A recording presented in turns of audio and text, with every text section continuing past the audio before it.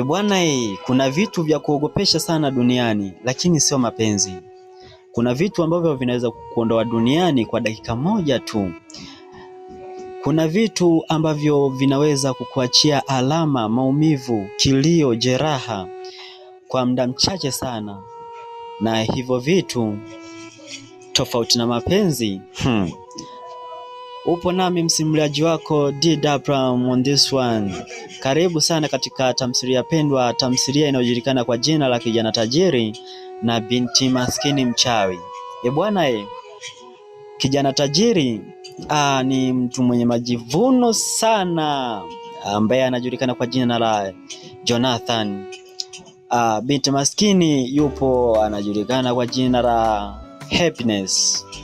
Bwana, binti maskini na tajiri huyu wanatokea kupendana kwa dhati sana, lakini kuna kisa nyuma kilichosababisha hawa wawili kuungana na kuwa pamoja.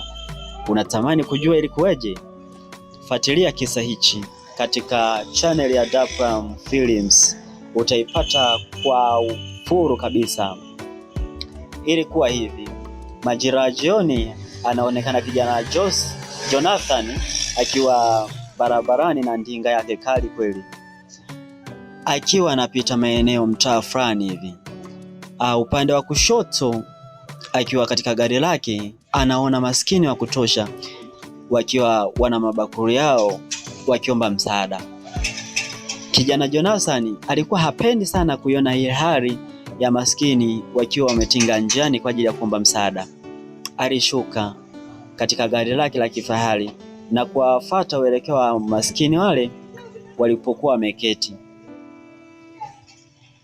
Baadaye akaanza kuwatupia maneno ya kashfa sana. Ni kwa nini wanajitinga barabarani kwa kuomba msaada?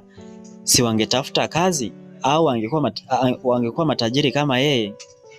Bwana, kumbe katikati ya wale maskini kulikuwa na binti mrembo sana ambaye anajulikana kwa jina la Happy.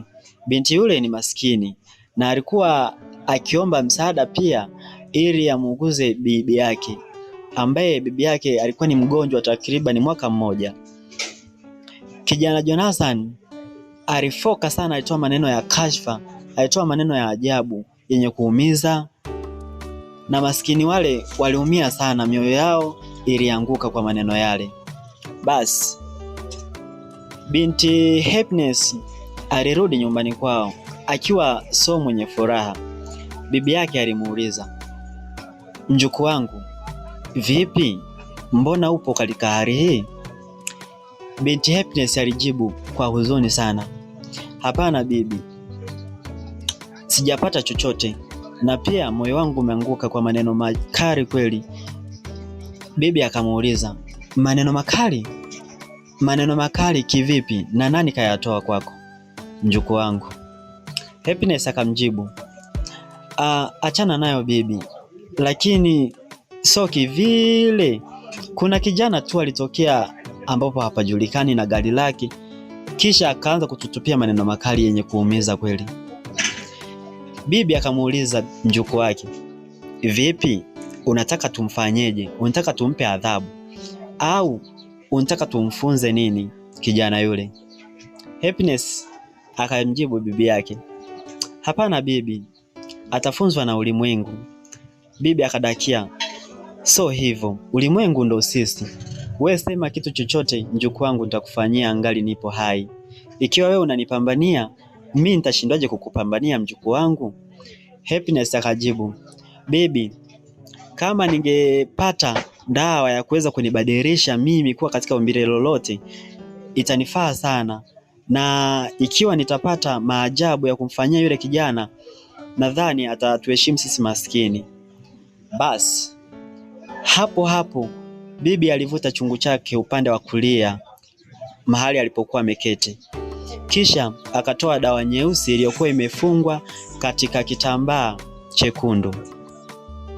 Basi alichukua kile kitambaa na kutoa ile dawa, kisha akampaka mwanae na kumnenea maneno. Baadaye bibi akamwambia mjukuu wake, mjukuu wangu, dawa niliyokupaka hiyo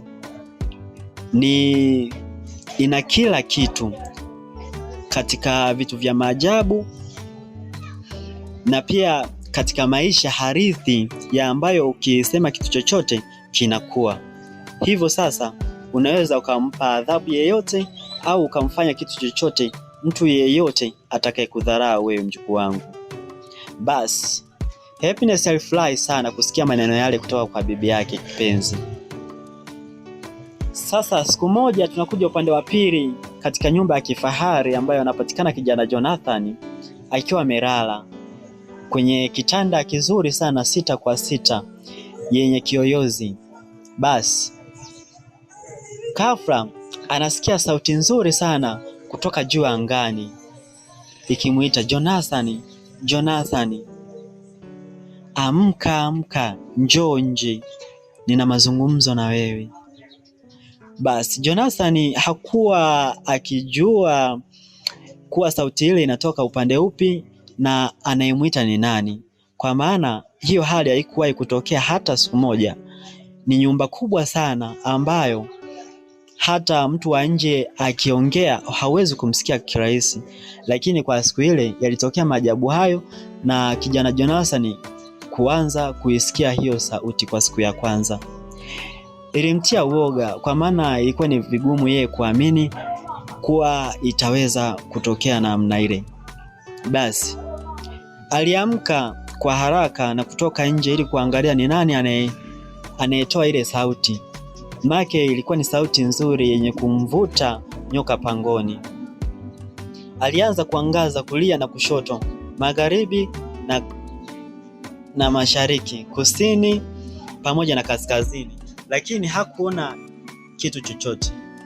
Alipotaka kurudi ndani, ghafla alisikia sauti yake alisikia ile sauti kwa ukaribu sana ikimuita, Jonathan, Jonathan, kwa nini unataka kuingia ndani ikiwa haujanisikiliza?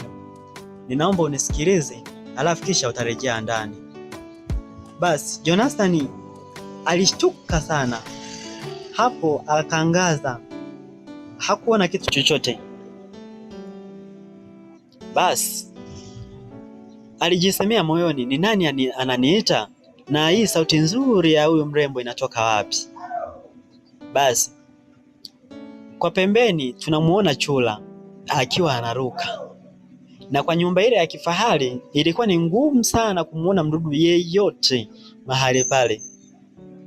Jonathan alimuona na kisha akajiuliza, katika nyumba yangu ya kifahari chura ndani mwangu?